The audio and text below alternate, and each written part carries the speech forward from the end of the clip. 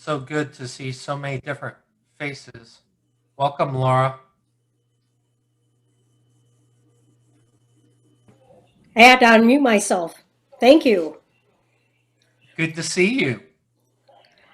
New to the meetings this time, thanks to Laura Holland and her recommendation that I join in. Yeah, she's pretty good about this.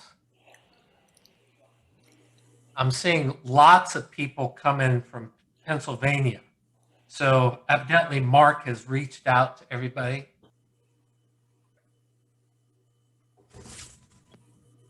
Like I promised. I appreciate that. I really do. We even got, what is it, Florida Rita tonight. Is that Florida? Mike? Arizona, love it. Texas. For those of you who haven't been here before, this is a free-for-all. You can talk about anything you want to or just sit and listen. John, you're struggling with that mute button, aren't you? Try not to curse, because then Don has to edit and that takes a long time. But we won't kick you out for cursing, right? Not too much. How's everybody doing tonight? Good, Dennis. Sorry. I'm sorry, Chris. Yeah, I'm here too, Don. Just logged in. How's everybody doing? There's so many people I'm struggling on tracking now. Can't keep track of all of us, huh? Trying. It's a good night when not everybody fits on one screen, right? It is. Should that be our bar? I think so. You Okay. know, just having people show up, whether it's 2 or 20, is nice. There's always a good discussion. So Trail, who are you and where are you from?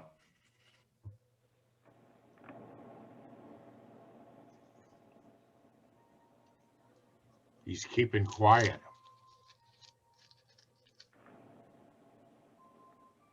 Quiet works as long as there's no kickstands.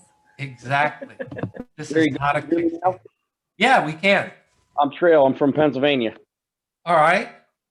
I've been with MSF since 1992 until we changed over in 18 to Total Control, and I guess we're back with MSF.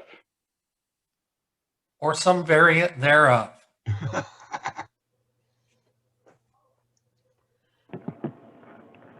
Well, welcome. Good to see you. Did Mark bring you into this? Yes, yeah. I'm going to be up there with. Want to know who to blame, that's all. You can blame anybody on the screen now. Yeah, Don, if you remember, we're taking the Transitional RiderCoach Prep program in March, the beginning of March. So I think we have 10 of us in there. So 10 MSF rider coaches that have been teaching MSF, for, most of us for 8+ years. In the case of Dale, Dale's been teaching for, what, 28 years, 29 years? Yeah, it'll be probably 28 years because I've been with MSF 92. Yeah, so Dale has a lot of experience, and I know you took some sort of police course last year as well, didn't you, Dale? Yeah, I actually took it twice. I was a police motor officer in 94, and back last year they sent me through it because they wanted me to get re-cert, and I'm looking to become an instructor trainer for that in their police department. Okay, good. Where in Pennsylvania are you guys? Northeast Pennsylvania, most of us, which is between Wilkes-Barre and Scranton, in that area. Now, Dale is more, I think, in the Reading area. Yeah, probably about 45 minutes or so from Philadelphia. Northeast up that way. Okay, other side of the state. The Rochester, we drop south into Pennsylvania for fun roads, but you guys are on the other side of the state. Hey, New York's got some fun roads, I thought, from what I remember. Yeah, but Pennsylvania's kind of another step up when you get down into the mountains down in, I guess it would be Northwest Pennsylvania.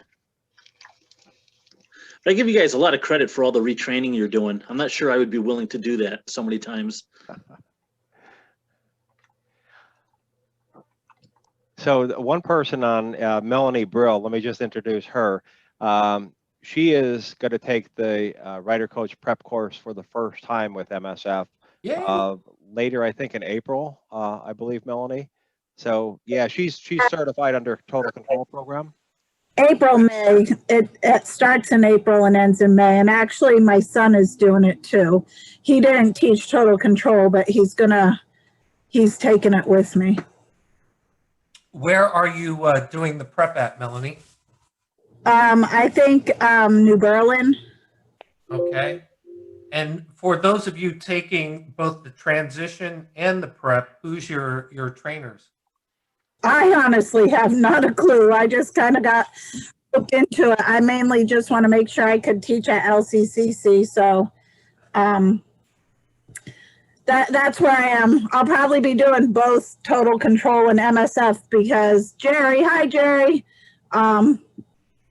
I'll probably do Johnson College too. So we don't know who our trainer is yet. We know that they're coming from Maryland. Okay.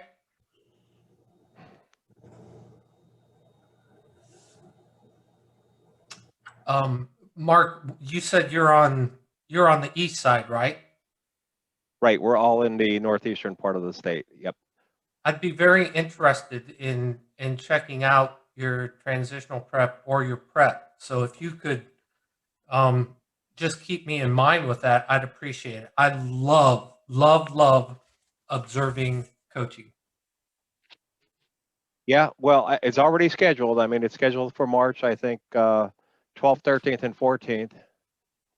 So, you're welcome. I'm writing that down just in case. I'm getting older now. Now, are there any rider coach instructor trainers in this meeting? Are you one, Don?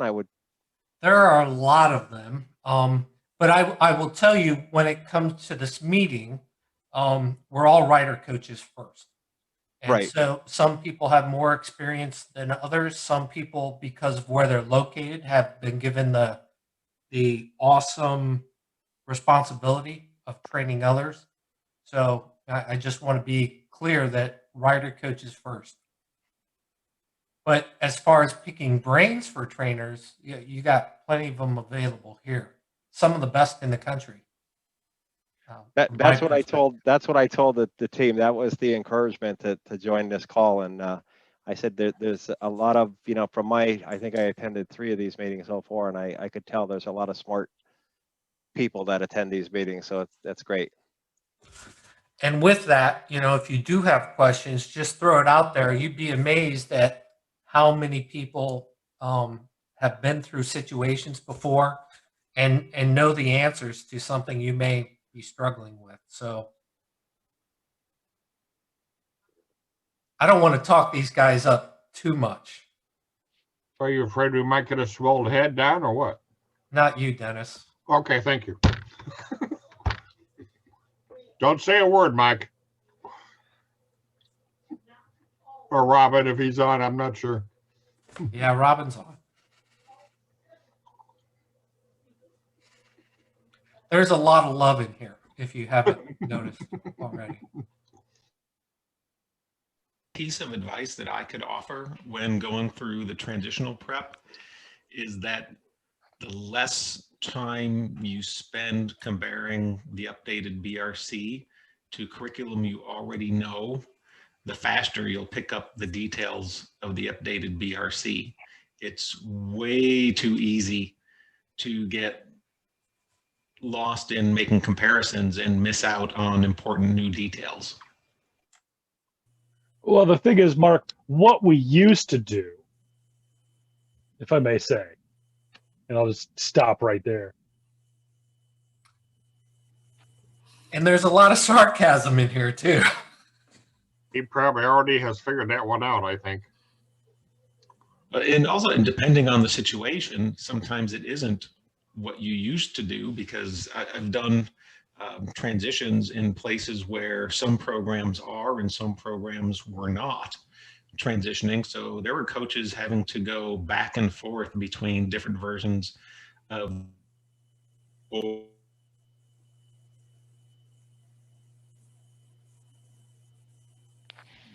Mark, we may have lost you on that last bit.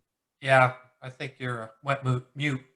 Oh, transition. It was, I taught transitions in places where coaches were having to, taught at multiple sites. So we're having to do 2 different versions of BRC, and where coaches were doing BRC and total control. So they were having to go back and forth between the 2. So you throw the 2013 curriculum in there, it just becomes a giant juggling act. And I've seen coaches deal with that too. I'm fortunate enough that I think my college years had enough color in them that my memory is fairly shot. So every time I pull the cards out for the current curriculum, I have to remember them by reading through them again. Versus, you know, the stuff we used to do. I mean, you guys had to remind me what we did in 2013's curriculum for a minute there with the circle of whatever it was.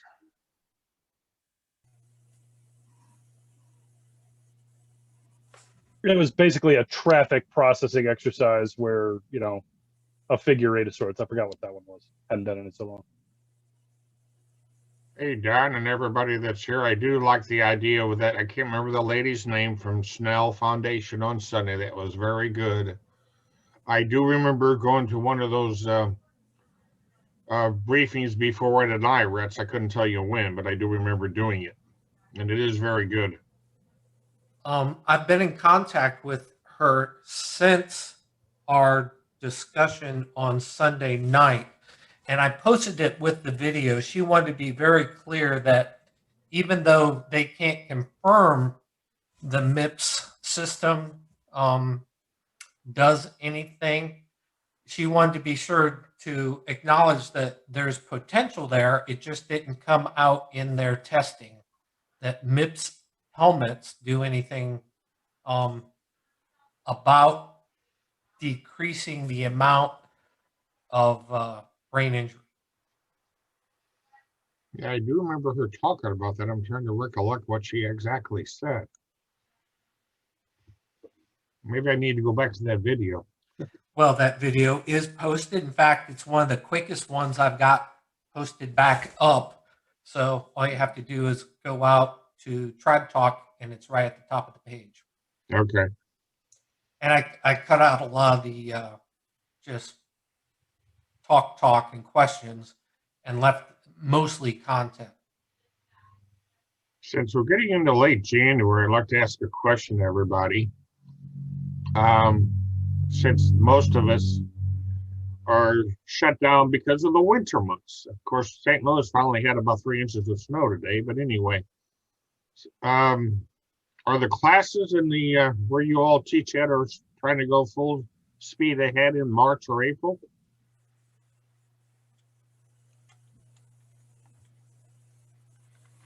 Anybody? That's our tentative plan, yes. Are you talking about having to do something because of pandemic? Is that what you mean, Dennis? Well, I do remember last year, you know, a lot of the classes last year were canceled, especially in the March, April time frame. Some of them started up late. Myself, I didn't start up until like May in one location and July or August in another. But the point is for 21 here, from what everybody on the happy hour here knows, is they got to try to get a full schedule going in every location you teach at. We haven't slowed down in Texas. We've been scheduling a month or 2 ahead all winter long. You guys have the advantage down there in Texas when you can do that. You need any help down there? Can I come down for the winter? We're shorthanded. We could use them. Yeah, another friend of mine that teaches, I think, in Texas or Arizona during the winter months. I can't remember where it's at. My point was that coronavirus hadn't slowed us down at all. We're going crazy. That sounds really kind of odd in a lot of ways because of the virus. You know, so many places are being so freaking restricted, and it ain't funny. And other places are take it as it comes, if you want to call it. Well, it's not what you do, it's how you do it. And I remember that coaching in Texas while I was there, the process was pretty stringent. The order of operation for safety was strong. And if you introduced yourself to all the students to say, hey, look, let's not get into opinions, they obeyed it. They were pretty respectful of one another too. It was a safe environment as far as I could tell. Well, I'm looking at the point where this year that, you know, both wherever locations I'm teaching at in Missouri and Illinois, that the precautions we're going to take, I know are going to be somewhat different between each location, especially I think between Missouri and Illinois, two different states, compared to what the numbers they had with the virus. You know, because unfortunately with the vaccine, that is a logistical nightmare trying to get everybody the shots if they want to take them. Well,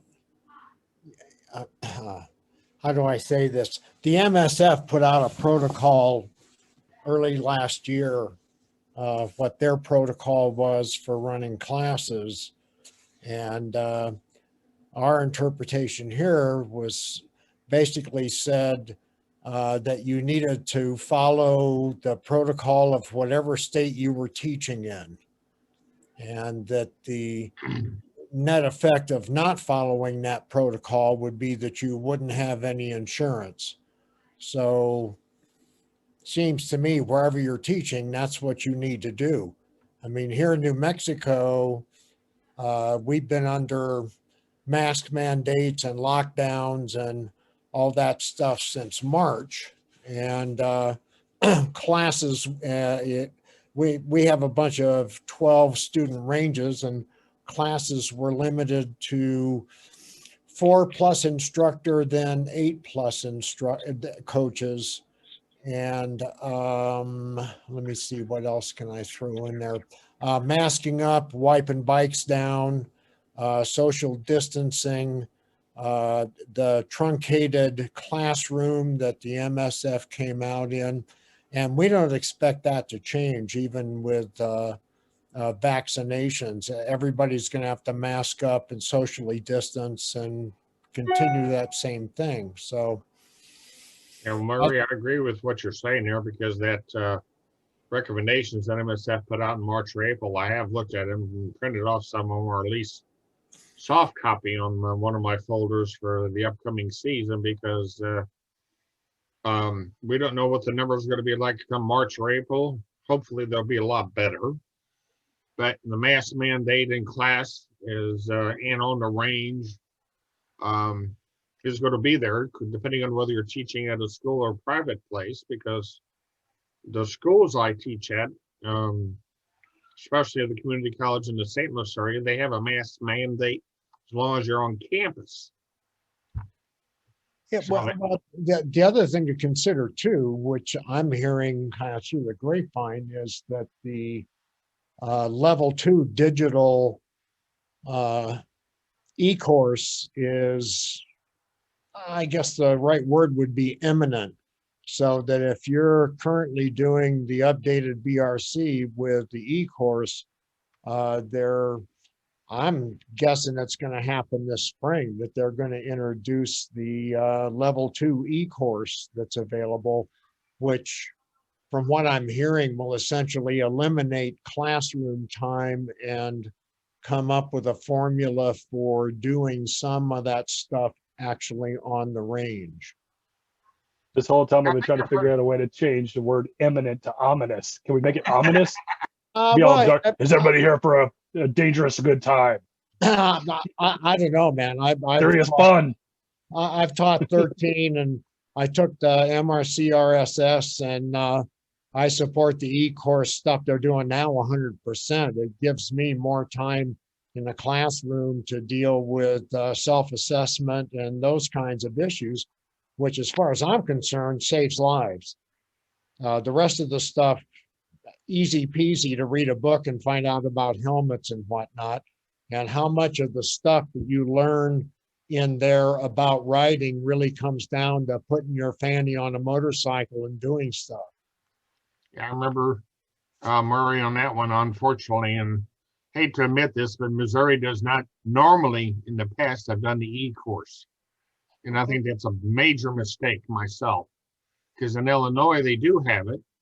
And I think that helps with the classes I teach in Illinois. Because being in the St. Louis area, you know, teach both sides of the river.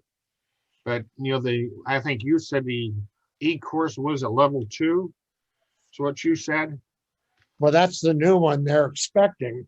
And I've been hearing about it since, I don't know, middle of the summer. They were doing beta work on it and testing it. Yeah, the biggest thing there is developing the actual curriculum. But, you know, it's interesting because here in New Mexico, the state took on the E-course, but then the state told the people at the Riding Academy that they could continue with BRC 13 if they wanted to. And at the time, I happened to be the program manager there, and I said, no, whatever the state does, we're going to do. So there's what you're doing there, to my estimation, is fine as long as you're dealing with self-assessment and making that part of what you're talking to people about. We were doing that before the updated BRC came out. We were talking about self-assessment. Well, Mary, I agree with you there, because in Missouri, we are doing the 5-10 plan, as I call it. Sure. And that works pretty well. But, you know, with me teaching in Illinois, I do like the fact they do the, what is it, if I'm saying this correctly, Chris, correct me if I'm wrong, was it 5, 5, and 10 for Illinois? Or Nicole, am I right? I'm not sure. 4, 8, and 8 down in Southern. They do a 4-hour Friday, 8 Saturday, 8 Sunday. Okay, yeah. Because I like that. I think that looks great. Yeah, granted, you got to double back on from Friday night to Saturday, but I've been doing this long enough, it doesn't bother me. I'm too old to give a crap about something like that, losing a little bit of sleep. I can catch a nap in the afternoon if I have to. I'm catching a nap right now. What are you talking about? Yeah, I noticed that one, you, Robin. So I've done that before here. Dennis, you'll get experience teaching a class that uses e-course when you come up here, because that's what we'll be doing in the spring. What's that again, Nicole? You'll get experience teaching a class that uses the e-course. Okay. I'm hoping I can make it up there for you to help you out in Chicago, but you know, I'm got the schedule for 2 locations already in Southern Illinois. They're still working on that part. We'll see what happens, but I'll be in touch with you on that one. Okay. Speaking of which, Nicole, did you get my email? Did you get me changed over or any of that? Or I did, and I sent you and Maggie both a reply. Hey, Nicole, if I got to teach with Robin, I got a problem with that. No, I'm kidding. I thought you were scheduled to come out here, Dennis. What's that? I thought Ron put you on the schedule out here in New York. It's possible he might have. I never got the memo. Hey, I can only go teach at so many locations. Hey, Nicole, if you schedule Robin and Dennis together, can you let me know what that day is so I can come in QA? QA, yeah. All right, Chris, you're being mean there, man. Come on. I was just thinking there's nobody in here I probably wouldn't coach with. And I don't think there's a single person in here that would probably want to coach with me. So it works out. Well, let us be the judge of that. We might regret that statement there, Robin. Anytime, Robin. What? Robin, it's getting kind of deep around here, I think. Am I going to coach Robin's you? Robin's easy to work with if you use a leash. I'm thinking reading was her face. I think I can tell by her facial. My thing is, I always put the QAs to work. So when I was getting observed in Texas, I had one student where I was just like, And I was like, said, Kelly, can you, and he walks in, he's like, yeah. And he pulls out this magic wand of information. And I'm just like, I'm going to go over to, he solved the problem for me and class got back to normal.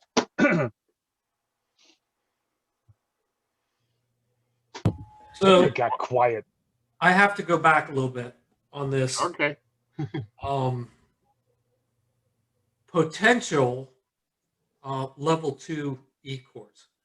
So it would be good for everybody to understand that, that will only be in certain places that allow such things, because context and environment plays a big role in many places across the United States on what can and can't be done because of regulatory issues in riders' education and training. So taking that into consideration, if and when they do pilot testing for the level 2 course, it's going to, I can't remember what the hours was. Is it E5 E511?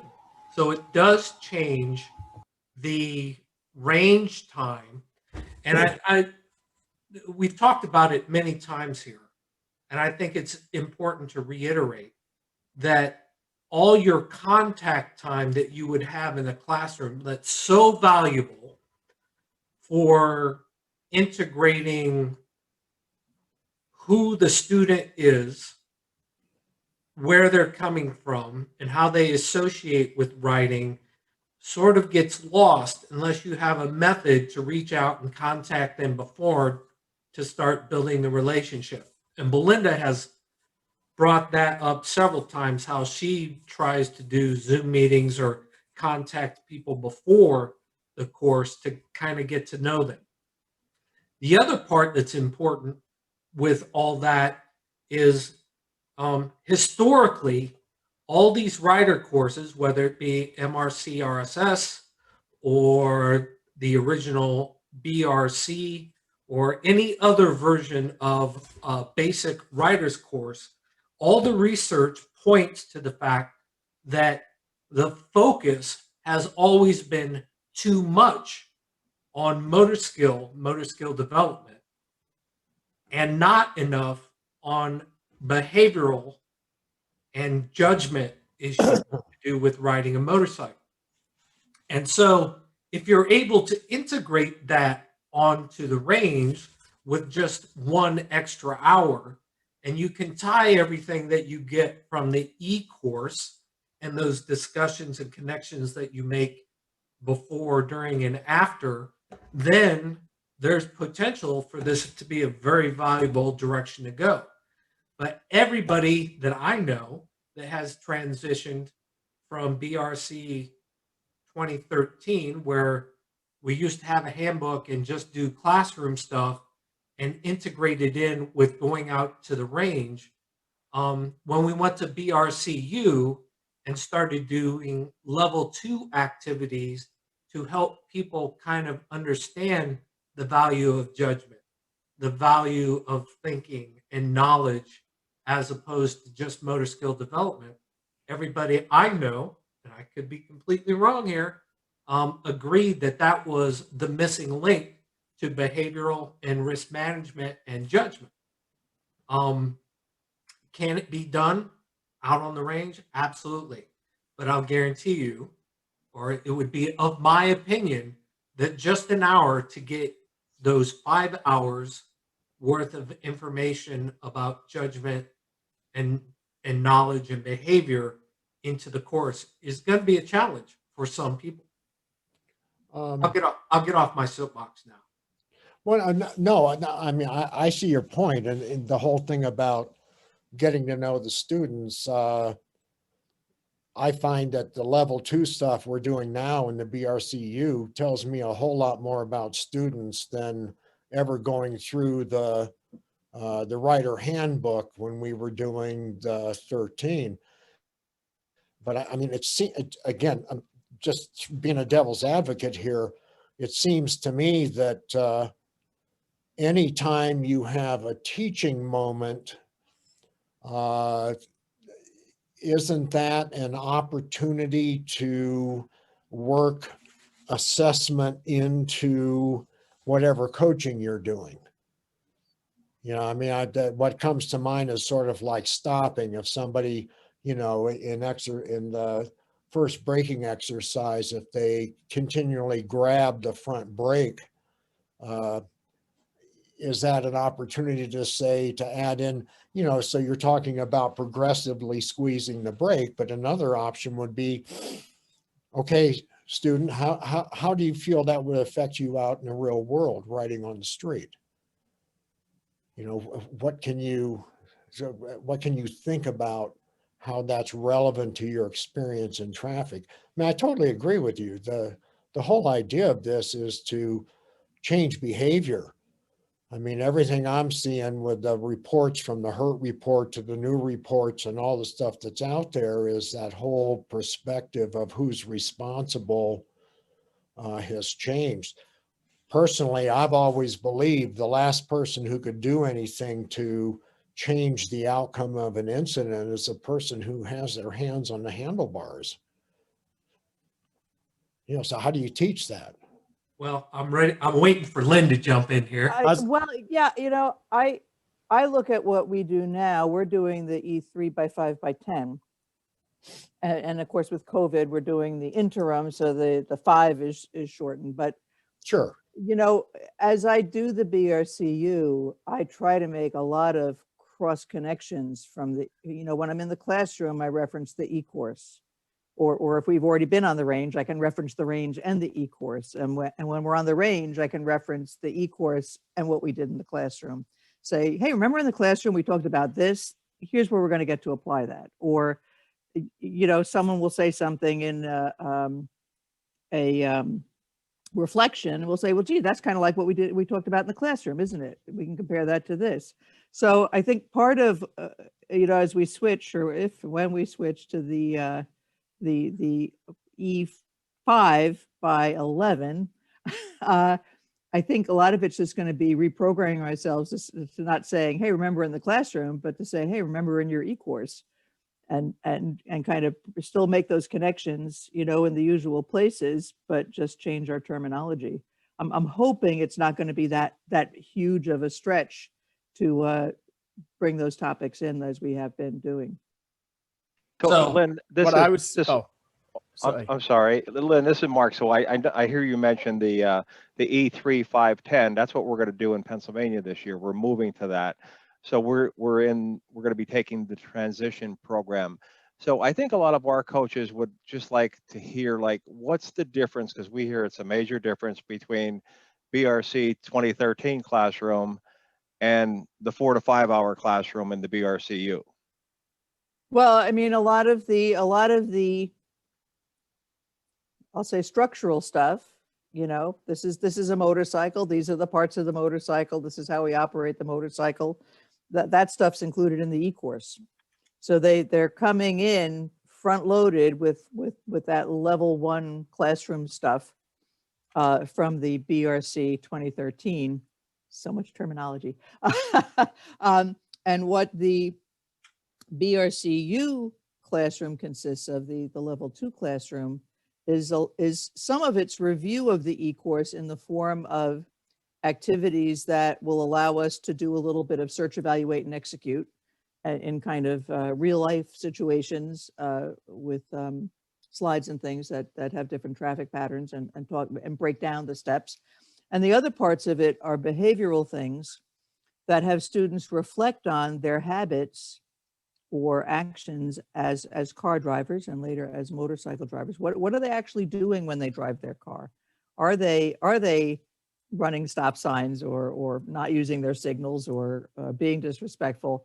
So there's a bunch of activities that are broken down to have them reflect on what are their actions as car drivers, and then we get to tie it in.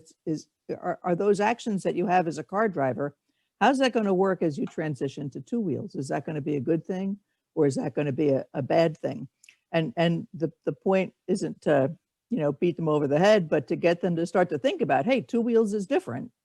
And you maybe need to change how you think about what you're doing in your car, or maybe even to start to think about what you're doing in your car, because, so many people have been car drivers for so long that they're kind of on autopilot and not actively engaged in the process of driving. They're kind of off somewhere else. And our goal here is to bring them back into being an active participant in what they're doing. And And I think, you know, you can kind of see the success of it, I think, when we get to the range, because in between the exercises, the students will be engaging each other. They'll be talking about their risk offset between the breaks. And to me, that's a win. That means that we've hit home. Thank you, Lynn. Josh?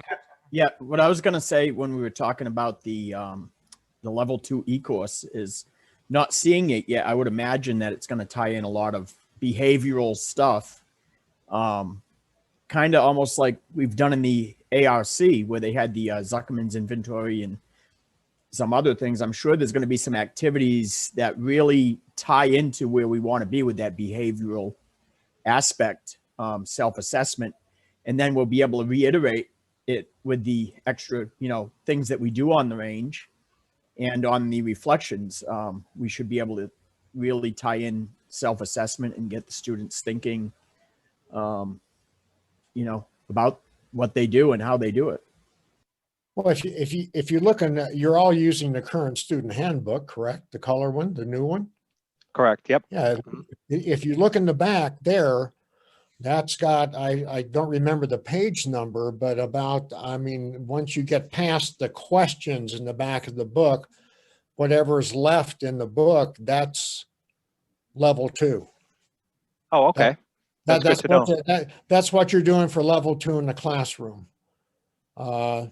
We do almost no review here of the e-course. We fold information from the e-course into the class and reference a lot of the stuff from there. But part of the assumption the state asks us to make is once they come up and they've done the e-course and they've got the certificate, that's pretty much all you need to do. We actually, New Mexico at this point, we don't even do a knowledge test. We assume that the e-course, you test out of each section in the e-course and can't move on until you pass that section.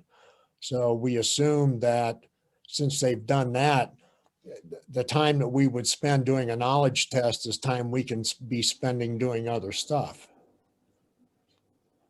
So let me ask this question of everybody that's in here right now. And you can either answer by like raising your hand, or if you're familiar with Zoom, using the hand icon to raise it up.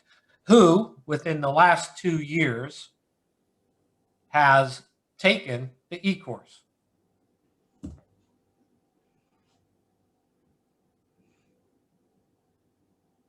Anybody want to count that? About half, I would say, probably. Yeah. Give or take. Well, the fact remains is you don't have, you can go on as a consumer or onto the MSF website and do the e-course online. Yeah, you can do that anytime you want. Well, if you've transitioned to the BRCu, you've taken it and you can go back out there anytime you want. And Sure. if you haven't recently, maybe it's time that you find that old password or reach out to somebody and, you know, reinvest yourself in what it's like to take that e-course that we're asking the students to take. Well, Are you saying that the e-course is on the RESLAB site and we could take it, or do we have to be in the transition program before we have access to it? I know we're going to get access to it. Yeah, part of your transition will be to take the e-course. Yeah, you can also go to msf-usa.org and pay the $20 or whatever it is and take the e-course straight off of their website. And you get a password that allows you to go back and forth as many times as you want as a student. So, I mean, you can do it that way as well, but part of the transition is making the e-course available and you'll have to do it. And for Do those, they have one that's strictly an interpretive dance? Because I like to take my test strictly in interpretive dance. only for you, Robin. And with the Triumph motorcycle promotion going on right now, anyone should be able to get into the e-course at no charge. Yeah. You'll just probably have to get Triumph ads for a while. Yeah, that's what I was going to say. If you sign up through Triumph, you get it absolutely free. Sure. No, it's I want work. the other version. I want the version where we sign up for the MSF course and we get a free Triumph. Yeah, I Well, want to be on that plan too, Robin. So when you find it, just send me the link. Yeah, Yeah, just Robin, let me drop know it that in one too, Tribe will you? Talk. yeah, well, pre-transition, if you're transitioning, I highly recommend anything you can expose yourself to is great. If you're like in Missouri and Illinois, is doing it, Missouri isn't, but but it's coming soon. Go to Illinois and observe a class. You know, stand on the perimeter and watch and see what goes on. Sit through a classroom. It's pretty interesting stuff. I wish more of the manufacturers would start doing things like that to support rider education. And we've discussed that here before too. I think in the future, it's going to be a requirement if we're going to have a significant impact upon the population like we want to. John Scala put a different or an interesting quote here about Missouri, and I knew that there are some places out there that don't do level 2, and I think that's kind of a shame. My past several years, I've had the opportunity to read lots of research, and hands down, almost everything I have read from all over the world says that the focus on motor skill, although important and necessary, is way too much, and that the behavioral component is better. If you're not doing level 2, I, I think we're doing a disservice to our students where we could actually have a larger impact. Now, I can't support that with any current research because nobody's researching such things anymore. But in looking at educational research, there's a lot of supportive evidence that that hands-on activity, the contact time with a rider coach to do such things, builds the relationships, gives that authenticity about wanting to transfer knowledge, and makes a huge difference on what they take away. Some people are really just stuck in the old ways of doing things at the MRC, RSS, and just wanting to teach them how to manipulate controls. Dan, I wholeheartedly agree with you. I'd like to see level 2 come to Missouri, and I've tried to push it a little bit without getting chastised too much. But since I teach in Illinois as well as Missouri, and I see how level 2 works in Illinois, I very much like it. I wish that we could get it. And yeah, I'm going to try to push it again this year, but we'll see what happens. You know, it takes a cultural change amongst us, the rider coaches, that see the value of such things to not only expose others to it, but also to promote it as well. You know, what was Robin saying earlier? That's not how we used to do it, or this is how we used to do it. You know, perhaps we need to go a little bit further than what we used to do 20, 30, 50 years ago and take it to a different level now. I'm a firm believer in online stuff like this, the opportunity to get together with my peers from across the United States. I think there's great value in that. But I also think there's a lot of misconnections because we aren't face to face. And for a few of you, you know, there's no handshakes or hugs or, you know, the things that we're used to when we get together. We're missing some connection here. Even the COVID stuff on the ranges right now makes it a little bit different, you know, coaching and transferring what we know as coaches to help out students. I hope that we get past this soon, and I hope that we don't forget that we were going in a very good direction with the E3510, and I hope we continue to find ways to continue that and make it better. Well, yeah, you talk about changing culture, and I guess something that I wonder about, I can say in New Mexico that a majority, I'm going to say half the people that sign up for courses are signing up to get endorsed, and the other half are signing up to learn how to ride a motorcycle, is what they say. So the emphasis right there is most people's conception of learning to ride a motorcycle is all about motor skills. And so I think the onus is on us as rider coaches to come up with ways. How do we take that person who registers just to get endorsed and move them into self-assessment? And then how do we package for the person who actually wants to learn to ride motor skills? How do we package that so that we can weave self-assessment and self-responsibility into that process? I mean, I think that's part of what's happening with the MSF. If you, any of you guys spent time in VRETS over the last year, well, you know, what were they talking about there? It's like maximizing the experience for the students so they can be the best rider that they can be. That puts a lot of responsibility on our shoulders as rider coaches. I think I agree with Don in that there's lots of folks who are back at the MRC RSS who would much rather wave their hands and yell at people or be the expert behind the podium than actually interact with people on their level and get them to think outside their own personal boxes when it comes to this stuff. Well, let me ask you this then specifically, because you bring up the motor skills thing, and I think you've done that a couple of times. And I'll ask for a show of hands or somebody just to trigger discussion. Do you feel like there's any way to channel what we go through in the classroom and a discussion that is engaging to the students so that they translate that over to their curiosity while they're exploring their own motor skill ability on the range? Well, not directly in answer to that, but the students are getting it. In response to the coach's suggestion at our meeting at the beginning of this year, we've added to our end of course survey a question that we took one out because we keep the survey short. We added the question is, what is your key takeaway from the course? And so far of the 30 odd responses I've had just from January, none of them have mentioned riding skills.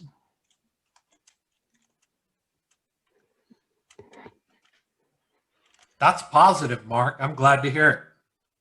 Yeah, so are we. Without a doubt, if those students were successful, well, even if they weren't, but really if they were successful and their biggest takeaway was not riding skills, it just gave them value that they potentially didn't expect. So value, value, value, and that's great to hear. Yeah, but at the time of the survey, because one of the questions it asked them, you know, what's your course status, and they have a choice of, you know, completed, not complete, and then pass and not pass. And about 90% at the time of the survey were pass. A few of them have gone from not pass to pass since then.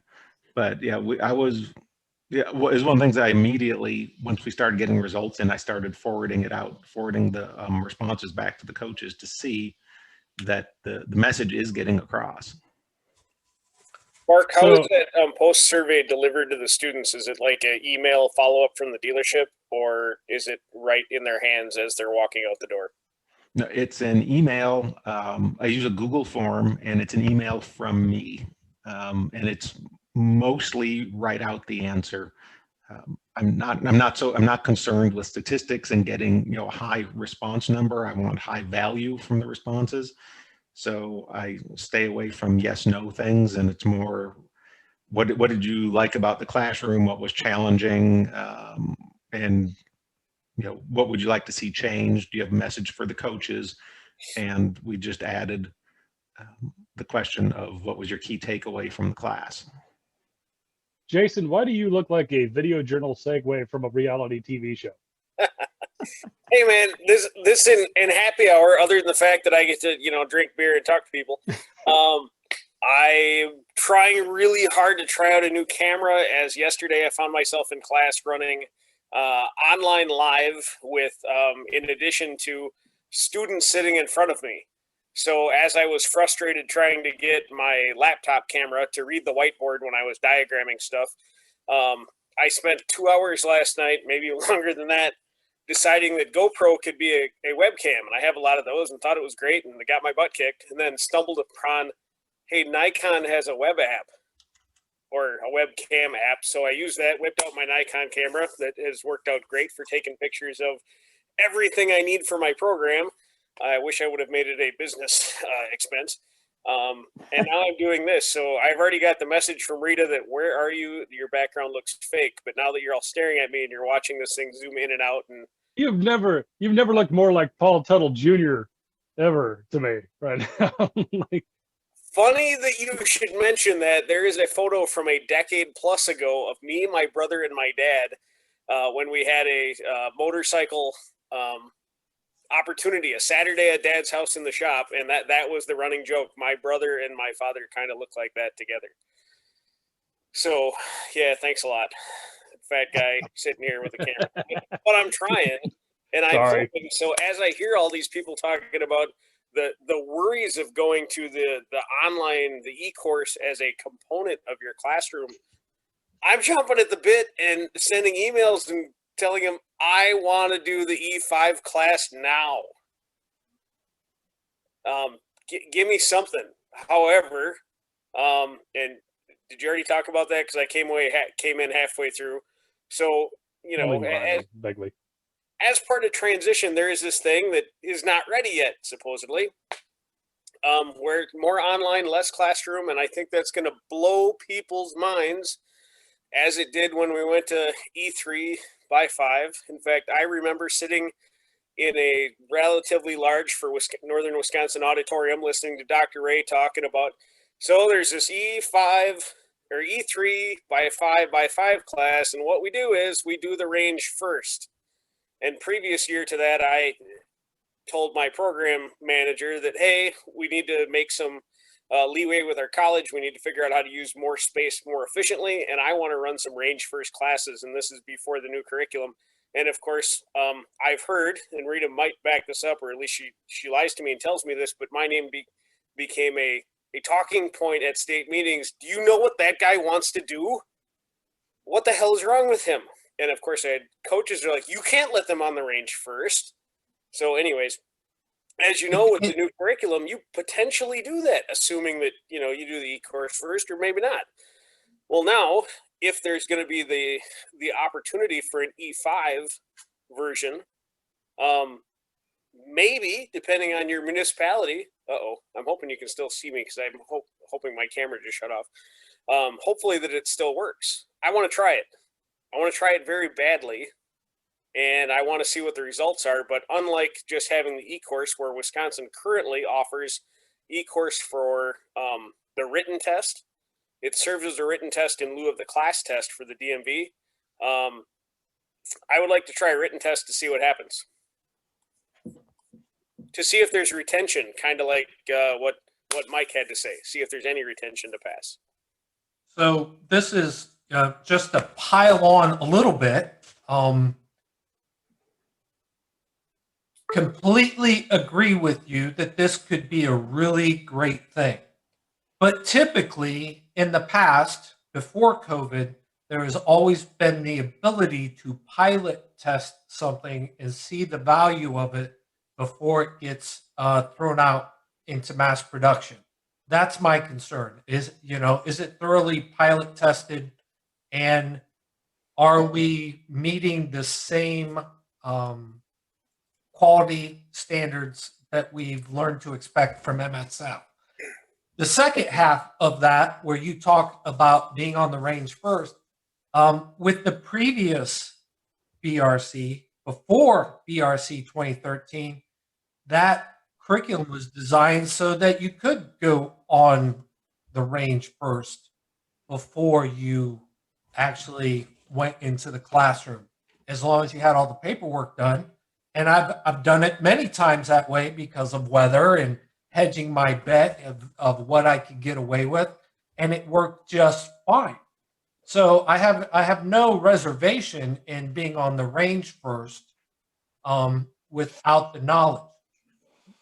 once again, I would just like it to be tested, not just thrown out there. And I'm sure I think that's probably why we haven't seen it yet. I'm yeah, sure that's what the delay is. a greater portion of this delay is the fact that California just, they've been on a stay-at-home order for the last year. It's very possible that they just haven't pilot tested it yet. And that's another caution as to, this may take just a little bit longer than anybody was expecting. As usual, I want to sign up. Let me be part of the pilot program. And I would jump on my motorcycle and be there to watch it with you. Range first is a great way to go when weather allows. It works much better. The students perform better. Their anxiety is lower when they're out on the range because they haven't had a lot of verbal instruction before they get onto the motorcycles, which I think is in the motor skill principles. And we also found, coincidentally, when we were doing range first, that classroom went better because the students had a context to address everything. Yes, absolutely. Way better discussion because of that. And range the brains time, aren't, I'm sorry.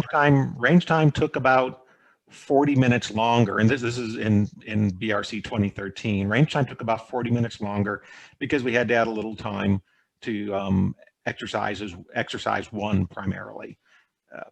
To make up for some of the information they didn't get in the classroom. And there was some preliminary before they got to shifting because they hadn't been exposed to that prior.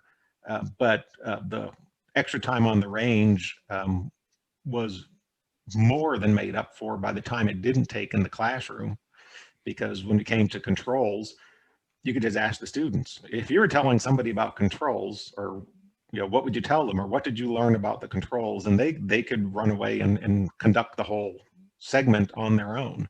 And the same thing came with covering with the riding skills. You could let them take it over, kind of like we do now.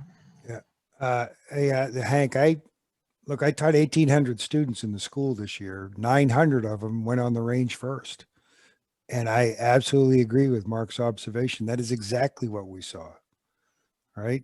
That the classroom was much more almost close to, we do the 2013 down here in Virginia. We're not old enough to be BRCU yet, but I can tell you, the students go on the range, you spend a little more time, just as Mark described on that first session group, but I can tell you the classroom is much closer to almost a level 2 discussion about what they learned as opposed to where's the clutch on the chart there. So I have 900 that took it on the range first and 900 that went to the classroom first. And I can tell you, I saw the difference all year. So one of the advantages to that is their head isn't full of everything you've discussed in the classroom as you're trying to work through the very basics of manipulating the control. And I agree, it's a great way to go. We were switching seasonally depending on weather. So in the winter, when the temperature was low for here in the morning, we would start in the classroom and then go to the range in the afternoon. And then when weather was warmer, we would flip the schedule. And yeah, we found things went more efficiently. We found the students responded better when they were on the range first. The coaches found that the class was easier to conduct, and also from the coaching point of view, when things cooled off and we needed to go to classroom first, everybody was disappointed that we had to go back to that method.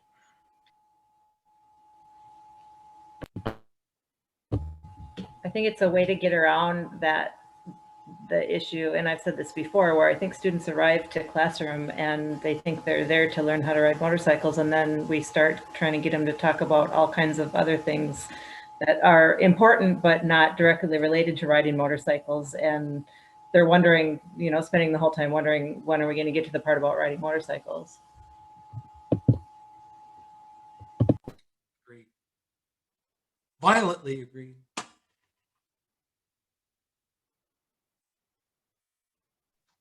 How does that work? The violently agree thing. I agree! Sorry. Got carried away. Perfect. That's why we're Oh, on good Zoom, man. God, Then you that don't have to woke me know. up. It's a whole new side of Dawn. It woke me up. It was louder than normal. I apologize. So you guys have me thinking. In Northern Illinois, we're doing typically our level 2 classroom after half of the range is done. Not counting during COVID times when everything is all wonky.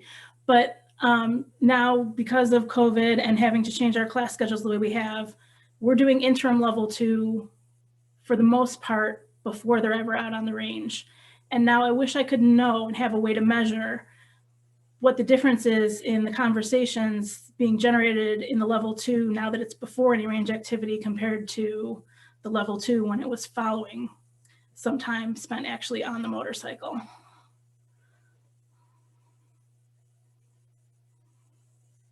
I agree. I wish we all could measure more. We have a tendency to go with our intuition in such cases when we see things flowing really well. Once again, I'll reiterate, because it was a part of a major discussion with somebody today, that there is a paucity of research. And I use that phrase in particular because I see it in much of the research I've read. There's a paucity in research to the value of what we're doing, because most of us make these assumptions. Very few of us take the time to document and record so that others can see the difference in the two things. There are so many compounding variables that we deal with in rider education, whether it be environment or the context of the moment or the version of which curriculum we're using, that it makes it very difficult. The sooner that we all get together and establish what works best as a norm and document it and keep track of these small changes that we make, the better we'll all be, because then we can justify when we do the next thing to improve the curriculum. What are your thoughts, Mark? Because I rely upon your knowledge, the depth and the breadth, just like Lynn. Me, Mark? Yeah, you, Mark. Yeah, I try to measure everything. Ray, whenever I get involved on something like that, Ray starts to get lots of notes from me. They usually start off with, I had this idea, or I'm doing this. And then once in a great while, he might say, hold off on it. But usually it's just keep sending information. And a lot of the stuff is really hard. It's hard to measure attitude. It's hard to measure a negative if you're looking for something that's not working. It's hard to tell that. But we can look at test scores and look at success and measure times and things like that to see how things are going. But a lot of it is just is subjective. I think part of what works actually currently is the flexibility of classroom versus range and when it happens, because like you said, there are so many variables. There's pavement availability. Do we have just this class happening today, or are we stacking it with another class? What's the weather going to be doing? Is the coach available for the full day or just a half a day? So, being able to flip it around is very functional from a site administration standpoint. And I've probably done every possible variation on the classroom versus range schedule. And they all work, and unless we have a restriction on the pavement itself, I give my coaches the latitude to decide how they want to structure their day. Here's what they've already had. It could be classroom, some of it or all of it or none of it. And they know what they have to do and they just take off and do it. but to caveat that just a little bit in this whole discussion, structured flexibility means you stick with the structure of the curriculum. The flexibility is there are pieces and parts that are self-contained that you move around without changing the curriculum, correct? Correct. And I want to reiterate the fact that, it's not an idea for everybody just to go out and start changing the structure of the curriculum, because there are ways to do that within the MSF specifically. That, hey, I've got this idea. You talk to somebody at MSF and they think about it, and then they give you the approval. I'm trying to remember the name of it. It's RETS. Help me out, Mark, Lynn, somebody. Are you thinking Net, of the best practices RETSNet. thing? What? It's not best practices. RETS what? It's RETSCom. That's what he meant. Everybody, he meant RETSCom. That's not it. There's actually a method by which you get approval to do such things, and they're covered and documented so as if you have an issue that brings insurance or injury into play, that it's covered. So yeah, it's the development process, and yeah, as soon as you said something, the acronym immediately slipped my mind, but it's the steps that you go through. RETSDev. Isn't it RESLAB? RESLAB. There you go. Approval. Thanks, Scott. So there are methods for which research can be conducted, but they have to be approved so as to keep everybody safe and out of danger, harm's way of litigation. Else you could be hanging yourself out on a real thin wire. I don't think we're eliminating the litigation. I think you're just letting the parties know that it might be coming. You don't want to get them blindsided with that. But yes, that would be a good idea. But keep everybody in the know, especially if you're going under the guise of an MSF program. MSF certainly ought to be in the list of things that, you check the box for. Well, and part of it is just making sure all the components remain in the course.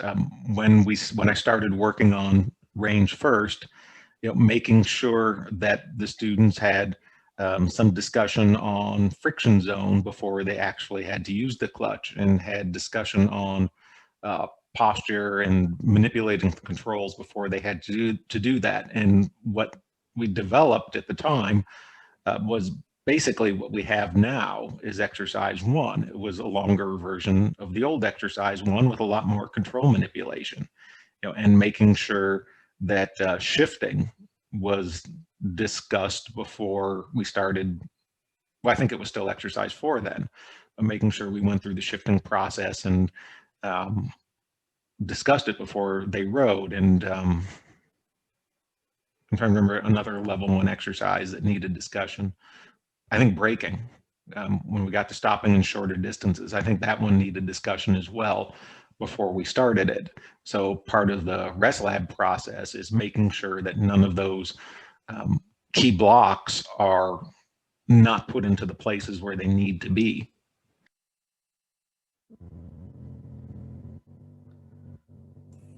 So I'm catching up on chat comments a little bit, and sorry to go backwards, but Mike had said that the E3 has a lot of info in it, and I see very little retention by the students, which matches some of the reports we had gotten from our coaches when we first pilot tested the e-course for our program.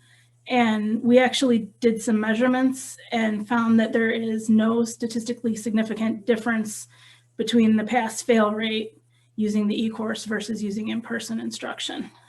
Now, there isn't a way to tell whether they're not passing because of classroom or because of range, but the overall results were that there's no difference really in performance. When we started with the E3 by 5 by 10, our first couple of classes were a little bit rough, and the knowledge test scores were not great. And And so we realized by that, as the site administrator, I realized that I needed to upfront put more emphasis on not blowing through the e-course. So our information that goes out to the students, before they even get their e-course information is, the e-course is an integral and important part of your class. Don't whip through it and not take the time with it. Give yourself the time to do it. Don't do it the night before your class. Give yourself time to digest the information, because this is stuff that could save your life and it's really important. So I kind of front loaded it with that. And then we also saw where the soft spots were, and make a point in the course of the classroom dialogue and out on the range to incorporate some of that terminology and references and language, so that it all kind of gets covered again in some form or other, just in our normal conversation. We had sort of the same impression of the e-course. Initially, it seemed like this, as enthusiastic as I was about using it, we were seeing that the students didn't seem to be coming in with as much information, but we were mostly noticing it on technical things that were easy to notice, like that they couldn't remember which was T clocks and which was fine C. Not that they didn't remember the content, but they didn't remember which one was the pre-ride check and which one was the pre-start routine. And for about 6 months, we used half of the questions from the level 1 knowledge test as a quiz. Just put them on one sheet and handed them out and said, do this and we'll see how things go. And found that was pretty much the case, that the conceptual information the students were retaining, but the technical stuff they were not. So it just made it more important that we referred to the acronyms a little more frequently. There was a same issue in the state of Connecticut that I was notified of last January. And after talking with their program manager, he said that he had some resistance to the e-course, but documented how the knowledge tests went before and after the implementation of the E3510. And he actually had an increase in knowledge statistically over what they were doing before with just the handbook. So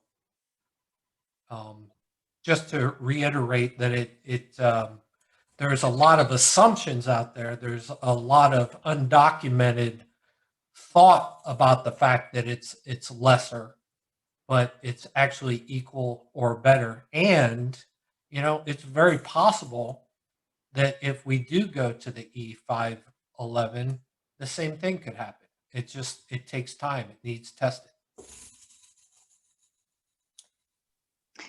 When Wisconsin first went to the BRCu, it seemed that for our skills test, that fewer students were passing than the number who had passed in the BRC 2013. And the initial reaction was, well, it must be those first couple evaluations that were feeling so many people out. But as the coaches figured out the nuances of the new curriculum, it seemed that the pass-fail rates evened out to approximately what we saw in the BRC 2013. Did others have that experience as well?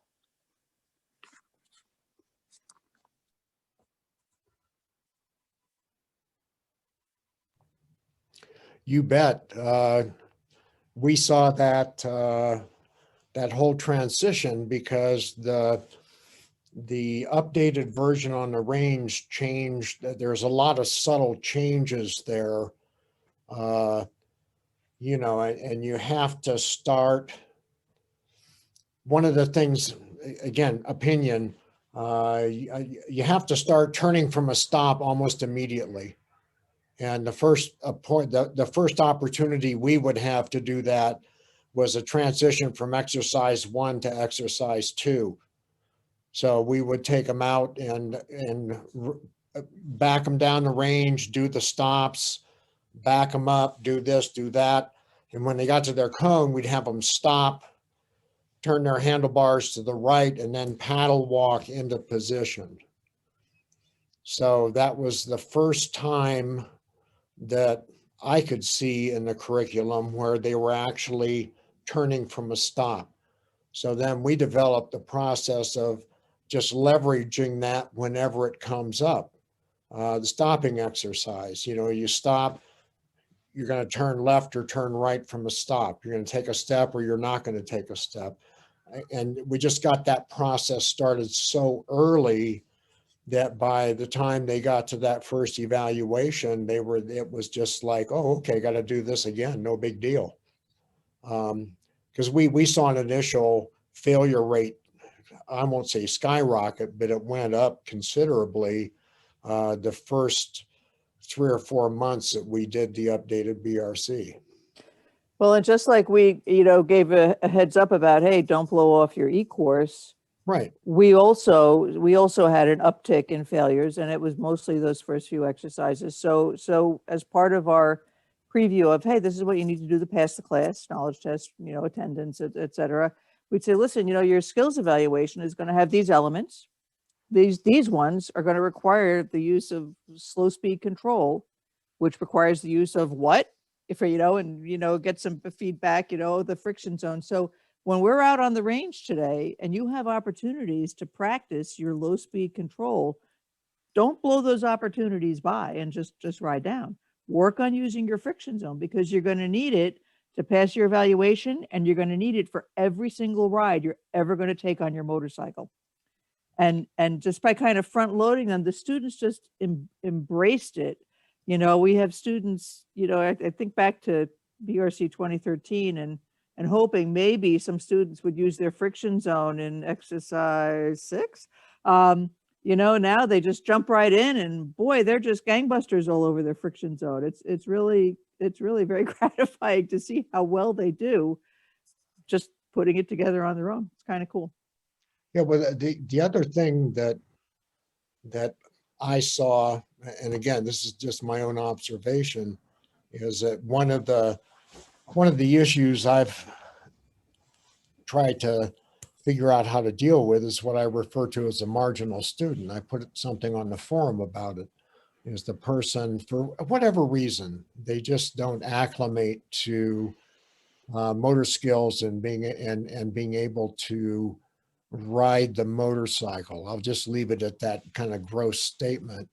And my suspicion is that those first 2 evaluations, what we saw were the people that weren't passing, that were getting eliminated there, were the ones who, with the old BRC 13, would probably have passed the evaluations with a 17, 18, or 19 score.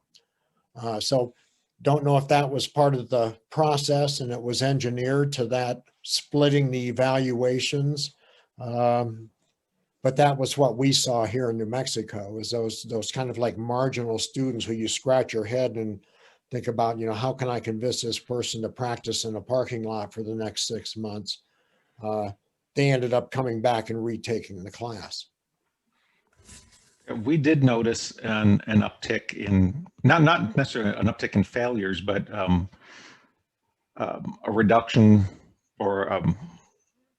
in scores of students going through BRCu shortly after transitioning. But I had the advantage of being able to look at how things were going at multiple sites and looking at classes and who was teaching the classes, and noticed a trend very quickly that the classes being taught by coaches who had little to no experience with BRC 2013, those students were doing better than the students who were going through classes with coaches who had extensive experience with BRC 2013. So and I presented that in a meeting, that it was pretty evident that the problem was with the coaches and not with the students. And that there were complaints. I remember there were very strong complaints about BRCu's exercise 5, that it was too long, too complicated, and way too much time and too difficult to conduct.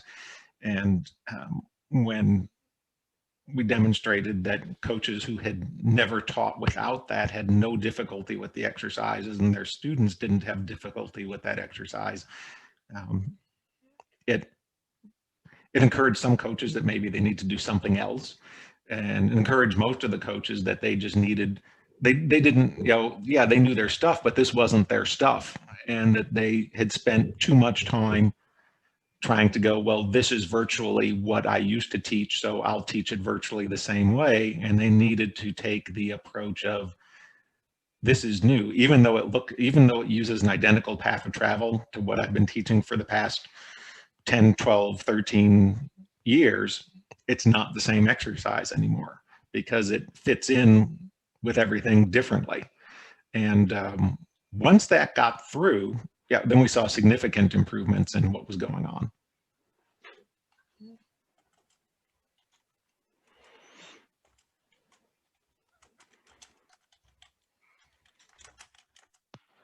So let me ask, the upkick in the failure rate and the BRC 2013 on the skills test, it looks like 21 or higher is failing, where on the BRCu it's 16 or higher. Is that come into play at all? No, you can't compare the point totals because the scoring is significantly different.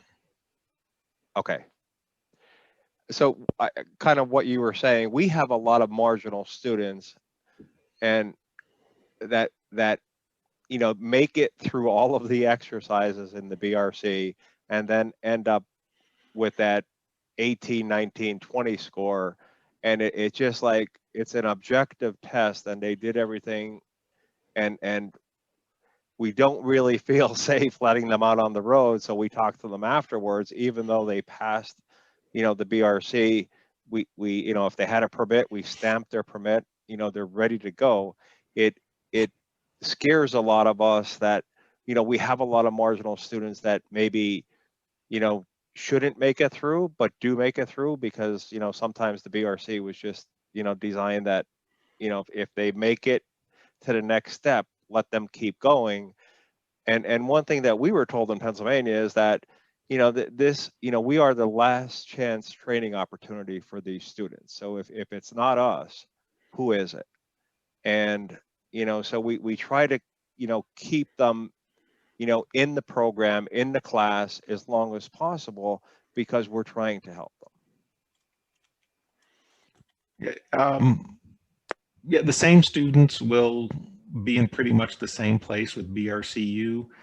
Since we're only working with 16 points instead of 21, the scoring's a little more coarse. So you don't tend to see like 14s and 15s and 17s and 18s. It tends to more be in the 10, 12, and then suddenly 23, 24 range. They're farther away from the tipping point in most cases. But the scoring is different. The maximum, the limits on different things are different. The test is approached in a different manner.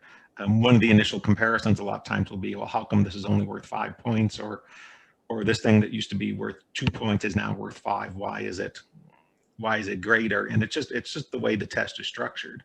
But it works really well, and the students who ride well will do okay, and the students who don't ride well will not do okay, same as they did before. Well, one of the major differences is the evals are in 2 stages, and if you score more than the allowed number of points in the first stage, you automatically fail, although you can be allowed to complete the second stage if you're not a cause for alarm. Some of the other things that are interesting is you get scored on stalling the motorcycle. You have X number of stalls. There's more precision involved. Eval 2, making a U-turn, stopping with the front tire in the box. There's a some interesting stuff. And the curve evaluation, a lot of people complained about that because it used to be, you know, you were timing them between the entry cones and the exit cones in the curve. And now you're timing them in the middle of the straightaway. And, you know, my interpretation of that is that's to ensure that they get up enough speed that they have to use their brakes on the way in to set up for the corner. So, you know, some different, I think I like the new evaluations a whole lot better. I think that they really, and if you coach that, exposing people to those concepts early on in the course and the turning from a stop and the precision of stopping between the cones in whatever exercise you need to do that. If they overshoot, that's a coaching opportunity there because part of that is that precision. Anyway, I like it a lot. I think the evals are great. I'm just going to say with regard to the BRCU and scoring the eval, as someone or you coaches who are on the cusp of transitioning, try to get as much hands-on with that new score sheet and with scoring the eval as you possibly can, because it definitely has a learning curve. It's not as straightforward as the 2013 scoring and score sheet. And learn from Minnesota's mistake that pretty much none of our coaches had enough hands-on with that right out of the gate. And we had to do a lot of remedial stuff on the backside to bring everybody up to speed. So practice, practice, practice with that. And there's not going to be enough time in your transition training to get enough practice with that. So plan for some more somehow. Yeah, get out and work some of that. I mean, the stopping and swerve evals are a great example. What is there? There's I forget the run up to both of those is so short that there's not time to shift to second gear generally, and you have to really get after the motorcycle to get it up to the speed to make it through the timing marks, and that's for both the stopping and the swerve. So it's a whole. You really need to spend the time with your coaches working on the evals. We actually, after we did the update at the site where I was, we got everybody together and ran them through the whole updated BRCu range exercises. And then we came back a second day for the evals because people had a lot of questions. I totally agree. So since there's so many people here, I'll call them Mark's group for lack of a better term, that are getting ready to do the transition or to do a prep, what are your questions that have come up so far in your preparation that might be helpful to get you a good start? And I'm sorry I stepped on you, Rita. No, you're not. Yeah, I am. I was just going to comment that someone was saying, brought up the topic of having students who marginally pass. And one of the beauties of the curriculum, if you're allowed to use level 2 classroom, is its strong focus on self-assessment. Because would you rather see a student leave your class who got a perfect score on the skills test and is a superb rider, but has absolutely no self-assessment skills whatsoever, or a student who barely squeaks by, but has full capability to self-assess and knows exactly where they are in their growth?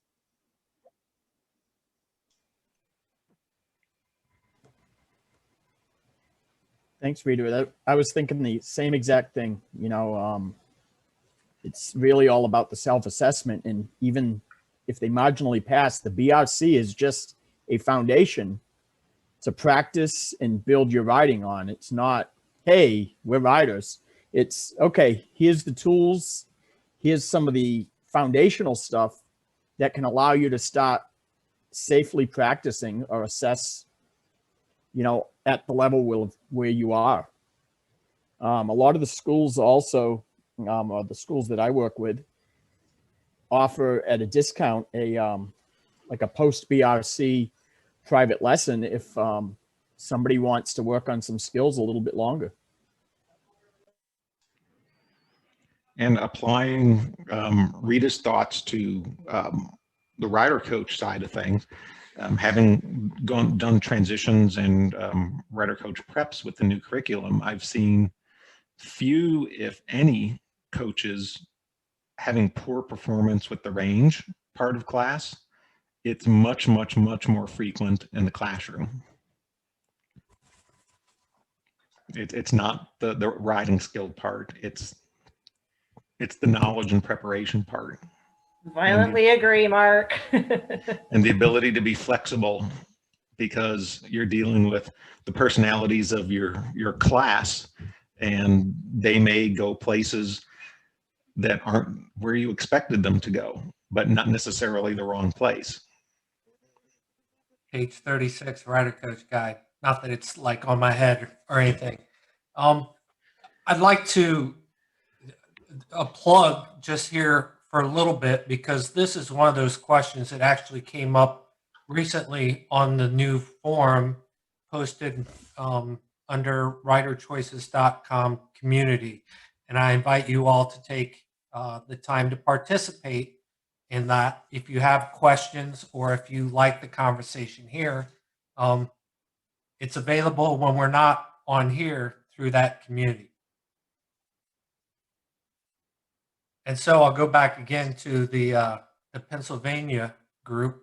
How can we help you be more successful with the experience of this great group here? I'll be honest, right now I'm kind of lost because I don't have any experience. Well, I mean, honestly, I took MSF in 2011. That's when I got my license. And then, but when I started teaching with total control.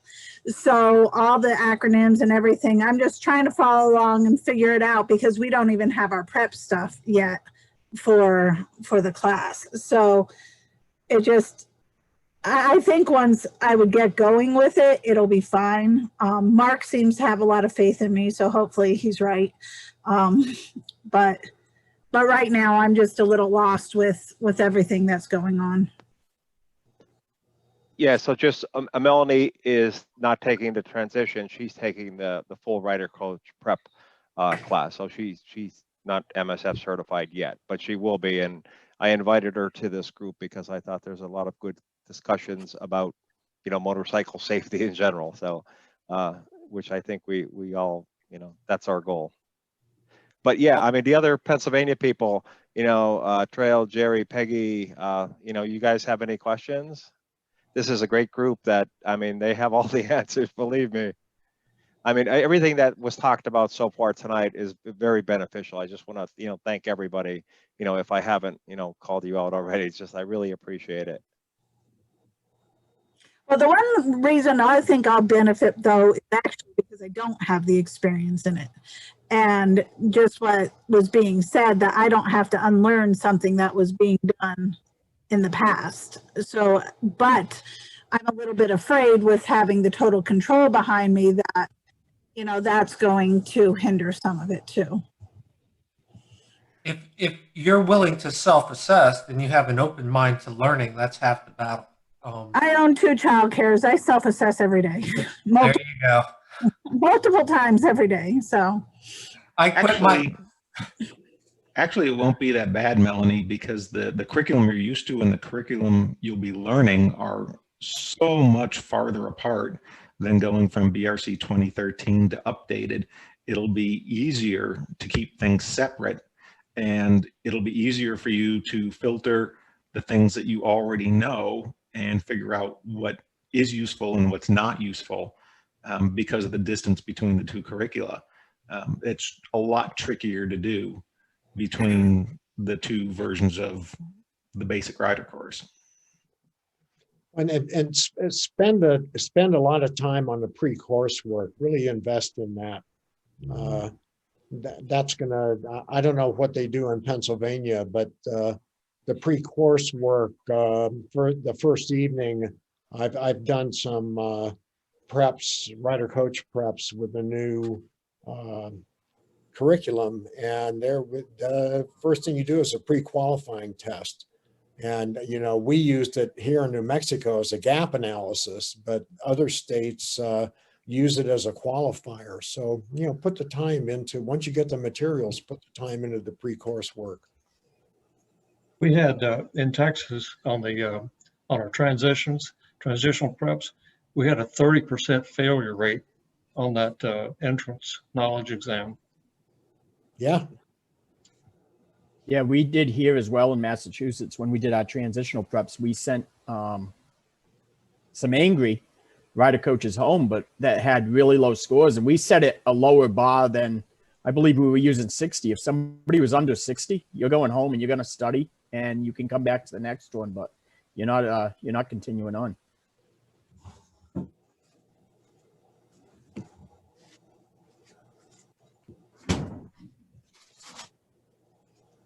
That same threat was made for my prep class, and for most of the class, it's a good thing that didn't hold true.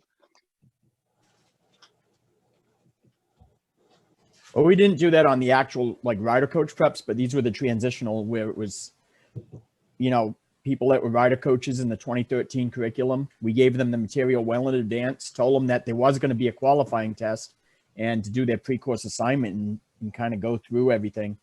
And we still had people, I think, pulling the plastic off their books when they showed up. So it was kind of an eye opener.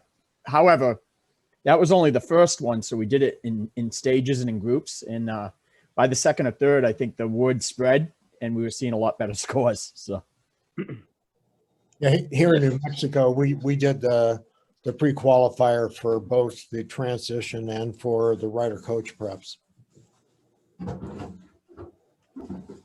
Trail, you have your hand up. Do you have a question? Yeah, I guess really for me and probably for most of us is diving into the material, but we're kind of limited on how and when we're going to get that from our trainers or from our administrators. So I don't know if there's any other way that you guys can help us expedite that material so that we have pretty much, at this point, we're probably going to have about maybe 30 plus days, 35, maybe 40 at best to dive into this.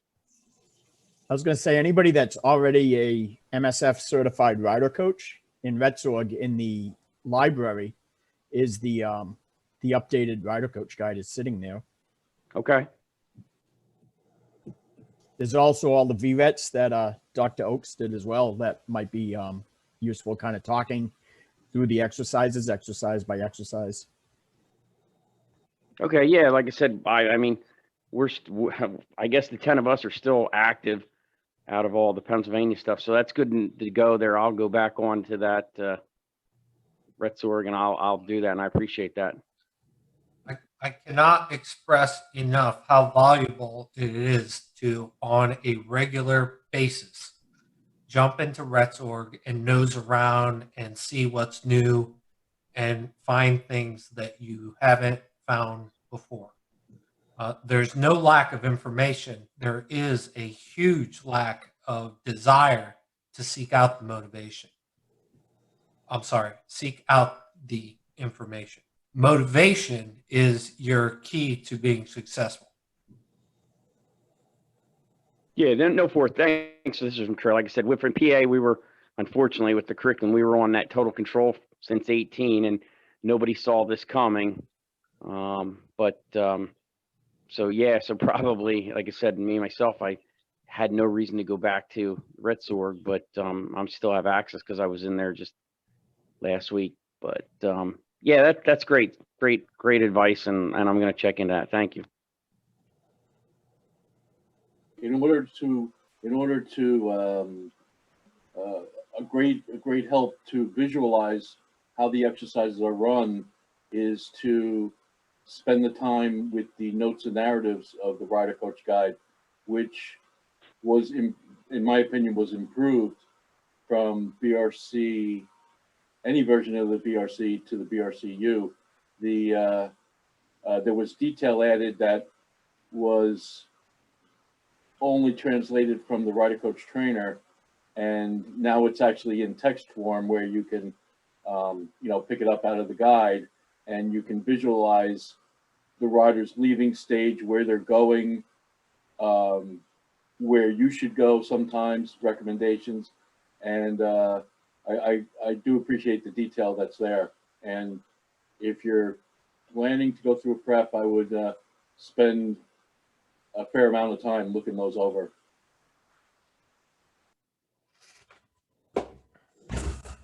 I just want to make a comment too for those people that are getting ready to transition to the new curriculum.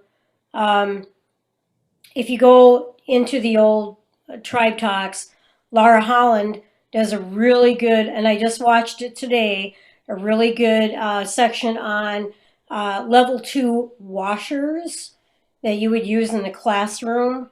That was very helpful. And then at the end of that, there's also a segment on scoring the skills evaluation and the little hiccups you might run into while you're doing that. And I think for the rider coaches in the Minnesota program, that was one of our biggest challenges, was that we didn't have enough experience or time, hands-on time with the new skills evaluation and scoring that. So we ran into a few problems the first year we actually ran the new curriculum. It's starting to smooth out now, but there are a couple areas where, you go, huh, okay, I guess I got to give the student the benefit of the doubt there. But it's interesting to go back into those old Tribe Talks and watch those and get that information that you might need once you start going through that whole transition period.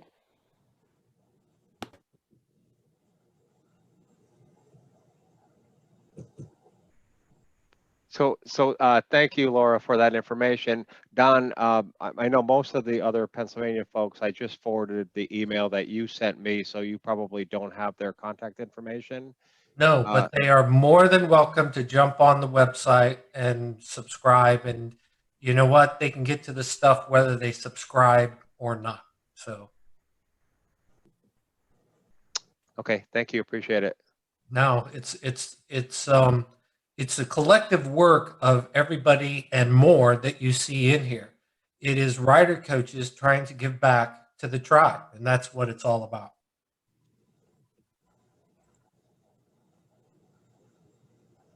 Now, if you subscribe, then you get the notifications when we're doing stuff, and you get access to the forum where you can post and have these type of conversations outside of the Zoom meeting. For the people that are transitioning or may have seen it before, one of the things that I feel like I've spent a lot of time arguing with our coaches over specific to scoring. Mark did mention that it was slightly different. And it is, but on the things that I guess I personally, maybe I bought into it, consider important, like braking. In the previous curriculum, the maximum scoreable points on braking was 10. If, that you were going by the book. Now it's 5. Well, honestly, the braking has a little bit more bite than it did before. On a ratio basis or on a percentile basis, it's not that bad. We did add a couple more things. Some people get wrapped around the axle that, you can almost fail by just, messing up on eval number 1 and then number 2. Like, well, yeah. And then we added in number 5, which is kind of a gimme in the idea that you have to, if you get there, under the idea that you're going, you're at 10 points, which is the maximum allowable, you basically have to stall or end up killing both graded segments to be able to fail. So if you get there, it's just done. It's not that bad. It's a good test. Sure, it's not perfect in any way that it's not Jason's rider course. It's the basic rider course, and we go at it like that, but it's a good thing. So if you're worried about transitioning from one to the other and it's different, look at the math. It's not that different. That's my opinion.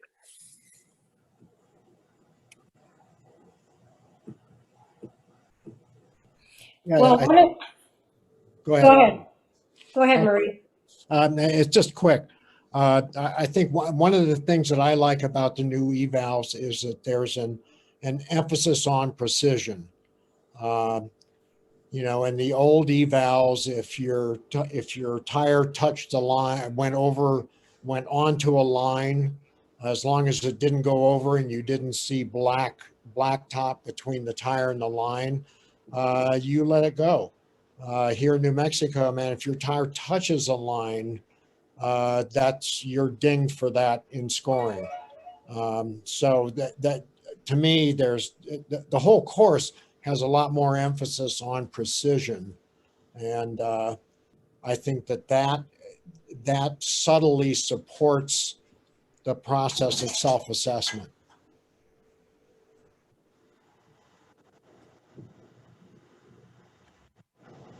Go ahead, Laura. Well, I just wanted to you know, basically say that being that I'm fairly new to the group, I have just in the last couple of days that I've been looking at the website, and being in, listening to the Tribe Talk happy hours and the Tribe Talk informational meetings that you guys have had. It's really been beneficial to me. And for those of you that are going to be transitioning to the new curriculum, just stay on it. It's really helpful to talk to other rider coaches and learn from their experience. I mean, I've been teaching for 12 years, and I always tell my students, just because I'm a rider coach doesn't mean I know everything. And when it comes right down to it, I'm learning something new from my students and the other rider coaches every time I teach a class.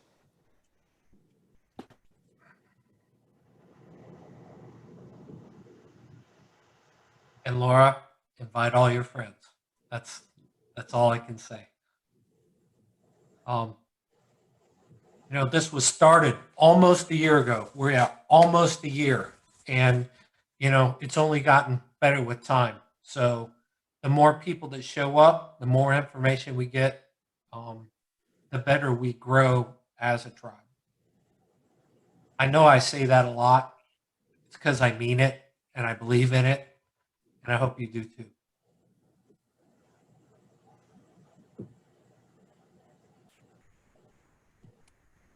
Hey, just for a plug, as an idea for maybe Mr. Pritchett or whomever the powers that be are at the MIC, wouldn't it be interesting if, to go along the idea that the Triumph is now supplying the e-course code, so to speak, to their potential clientele for free?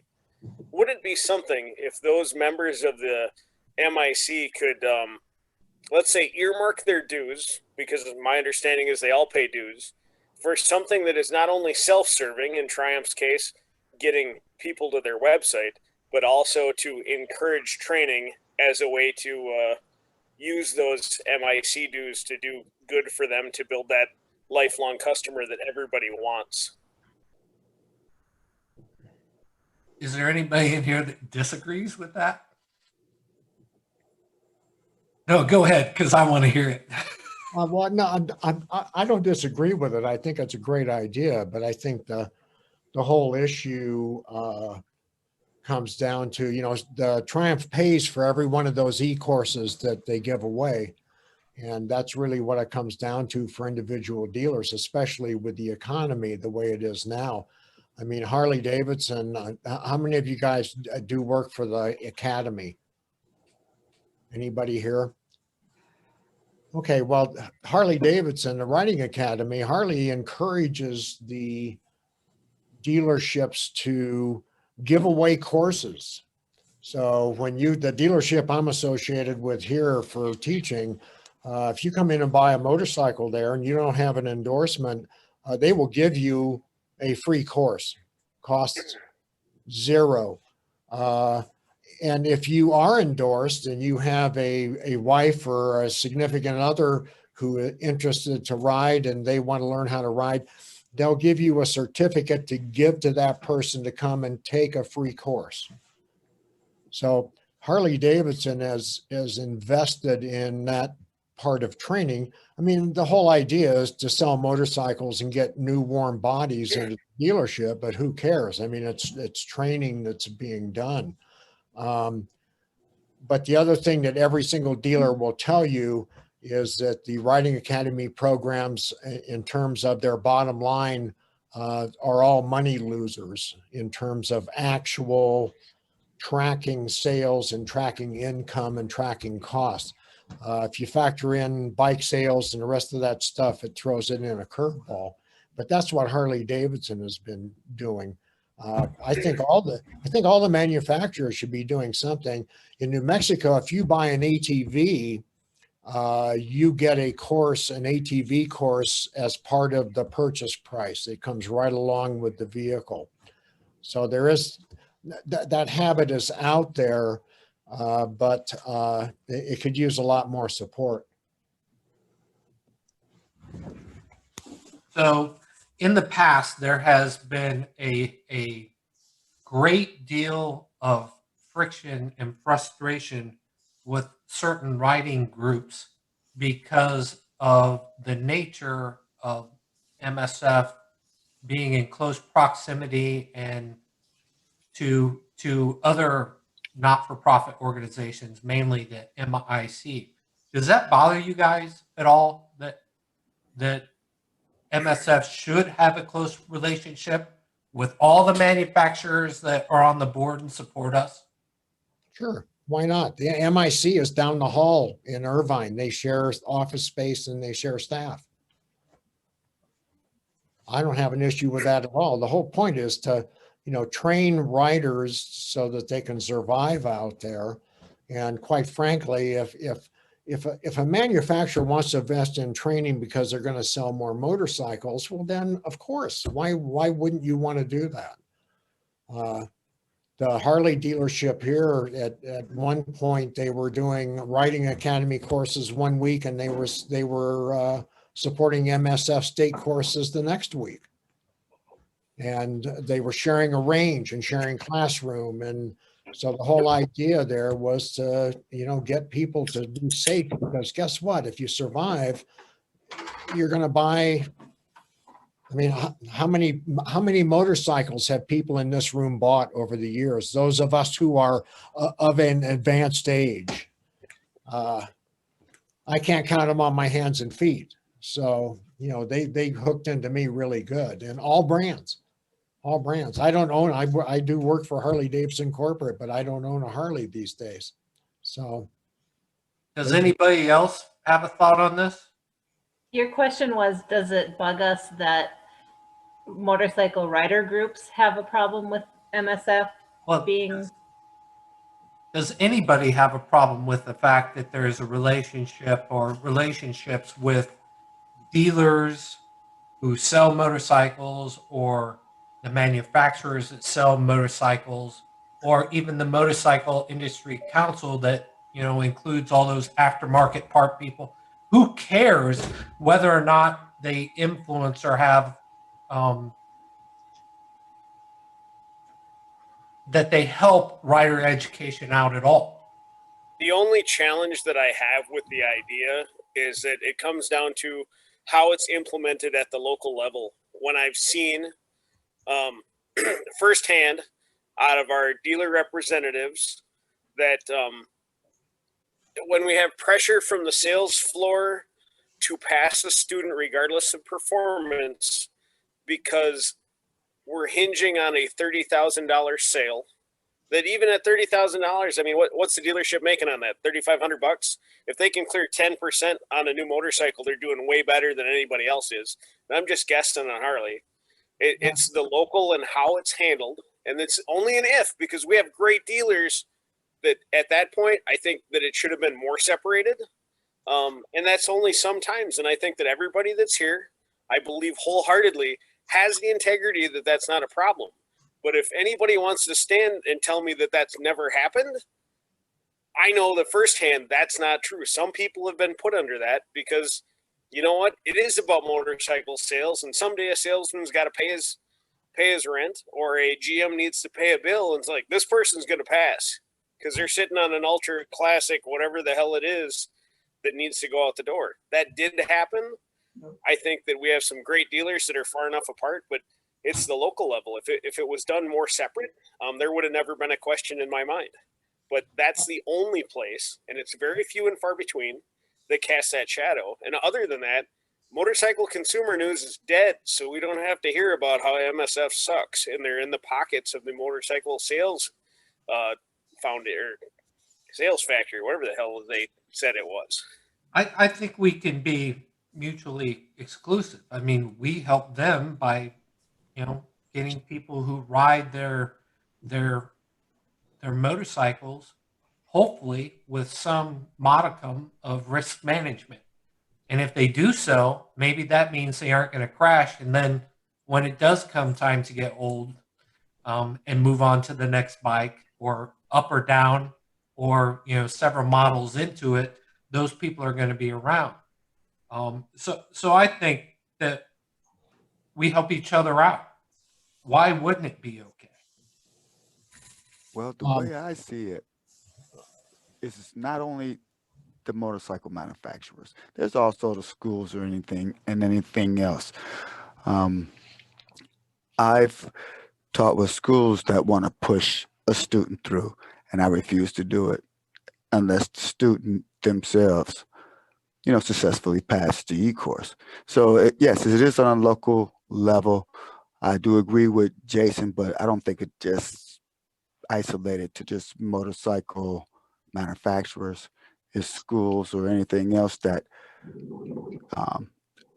tries to do their best to get that high amount of students through to make themselves look better overall.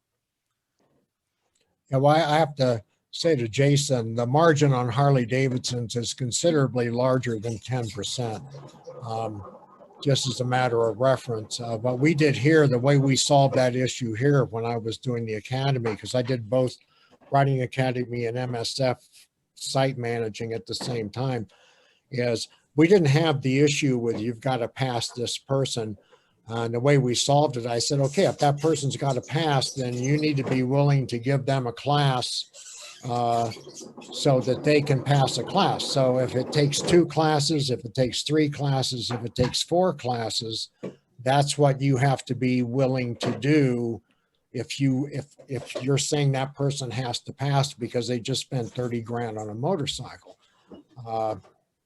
We had a guy years ago that I think he took the class 6 times before he finally passed. And but this is with the old BRC. But yeah, he just kept coming back and coming back, and finally got through the course. And he actually turned out to be a pretty okay rider. He learned a lot, but I refuse to rubber stamp anybody on that stuff. And I think anybody who's doing a business, if you rubber stamp, if you're running a training program and it's independent, it's not MSF or it's MSF curriculum, but not MSF or Riding Academy. If you're rubber stamping people, it's going to come back and bite you in the back at some point. I don't care how good your insurance is. They're going to come back and say, I had that crash and I lost my leg because that's what that guy said to me. And you'd be surprised how that'll get legs with a lawyer who sees a big payday. Just my opinion. John, I thank you for that comment, and I think it's important. But I also believe that goes back to why we have a rules of professional conduct, and why the integrity within our profession should be upheld by that document. And it would be a good time to tell anybody who tries to influence the outcome of a student that, I'm sorry, I can't do that. It's beyond my ethical code as a profession. And for you to even ask me that puts you at question. So thanks for bringing that up. I think it's an important addition to the conversation.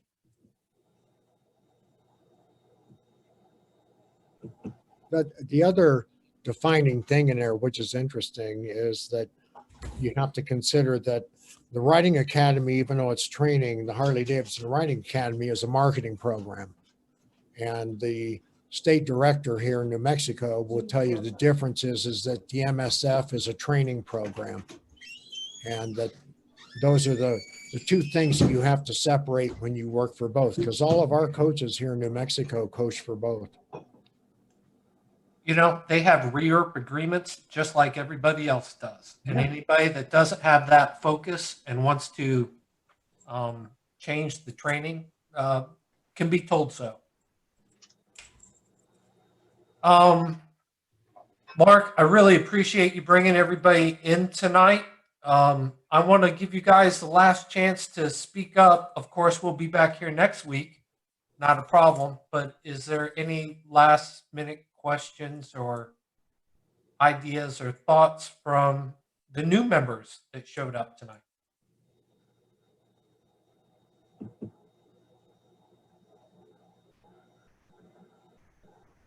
Trail, Doug, Jerry, Melanie. I just want to say thank you for all the good information that you did give us. You know, we're new to it, maybe a little bit shy, but you know, listen to all the good ideas and thoughts that you gave us, and I just want to say thank you very much for that. You're extremely welcome, and we appreciate you being here. Yeah, I'm still pretty new here, and I just want to thank everybody for letting me play. And I do play devil's advocate a lot of times, and I am not insulted if somebody tells me I'm full of it or I need to shut up. Either way, it's fine. It's just nice to be part of this community. There's a lot of good information here, so thanks again.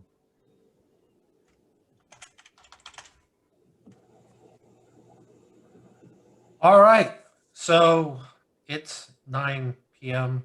and I want to go snuggle with my wife. I'm sorry, I'm a bit selfish that way sometimes. Thanks a lot for showing up for Tribe Talk. And remember, I love you. Don't take that the wrong way. And I hope to see you next week. A big heart there. 2 big hearts. Oh, touching. I want my box of Valentine candy. That's right. Thanks a lot, everybody. New videos posted all the time. Great information. Still looking for people to produce some 3-minute thesis. I know there's a couple people out there that have great ideas and could put together a 3-minute video to share with everybody else. If you need help, reach out. I'm always here. Have a good night. Thanks, everyone. Be safe. Good night, everyone. Good night. Good night.